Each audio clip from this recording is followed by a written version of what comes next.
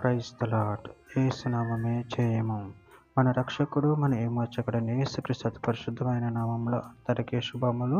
చిన్న ప్రార్థన ద్వారా రాత్రికాల వాక్య భాగం ధ్యానించుకుందాము.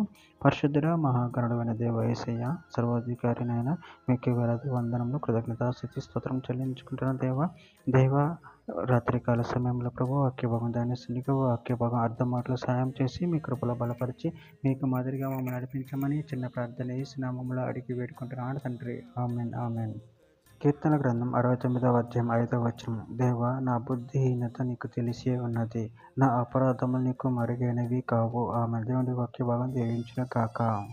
ప్రభునందు ప్రియులారా, ఇక్కడ వాక్య భాగంలో గమనించినట్లయితే, దేవా, నా బుద్ధిహీనత నీకు తెలిసే ఉన్నది, నా అపరాధములు నీకు మరుగైనవి కావు.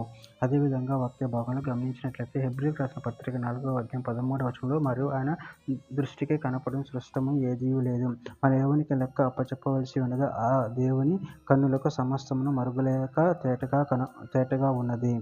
సామెతల గ్రంథం 15వ అధ్యాయం 3వ వచనం. యెహోవా కన్నులు ప్రతి స్థలం మీద నుండును, చెడ్డవారిని మంచివారిని అవి చూచుచుండును. ప్రసంగి గ్రంథం 12వ అధ్యాయం 14వ వచనం. గూఢమైన ప్రతి అంశమును గూర్చి దేవుడు విమర్శ చేయనప్పుడు ఆయన ప్రతి క్రియను అది మంచిదే గాని చెడ్డదే గాని తీర్పులోనికి తెచ్చును. కీర్తన గ్రంథం 66వ అధ్యాయం 18వ వచనం. నా హృదయంలో నేను పాపమును లక్ష్యం చేసిన యెడల ప్రభు నా మనవి వినకపోవును. సామెతల గ్రంథం 28వ అధ్యాయం 13వ వచనము. అతిక్రమమును దాచిపెట్టేవాడు వర్ధిల్లడు, వాటిని ఒప్పుకొని విడిచిపెట్టువాడు కనికరం పొందును.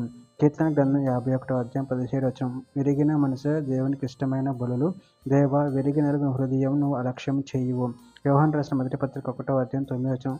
మన పాపమును మనము ఒప్పుకొని యెడల ఆయన నమ్మదగిన వాడును నీతిమంతుడు గనుక ఆయన మన పాపమును క్షమించి సమస్త దుర్నీతి నుండి మనను పవిత్రులుగా చేయును.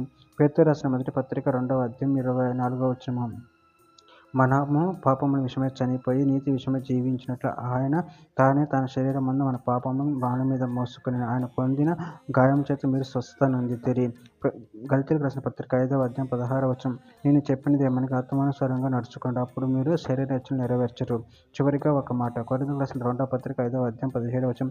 కాగా ఎవడైనా క్రీస్తునందున్న యెడల వాడు నూతన సృష్టి, పాతవి గతించెను, ఇదిగో క్రొత్తవి ఆయెను. ఆమె దేవుడి వాక్య భాగం దీవించిన కాక చిన్న ప్రార్థన చేసుకుందాము.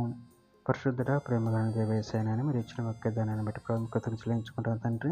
ఆయన మా ప్రతి ఒక్క పాపం మీకు తెలిసే ఉన్నవి తండ్రి. ఆయన మీ కంటికి కనపడిన సృష్టం ఏది లేదు ప్రభువా. మమ్మల్ని దయతో మమ్మల్ని క్షమించి మీ ప్రేమలో కృప మమ్మల్ని బలపరిచి సరిపరిచి మీకు మాదిరిగా మమ్మల్ని నడిపించామని చిన్న ప్రార్థన యేసు నామములో అడిగి వేడుకుంటున్నాను తండ్రి. Amen amen.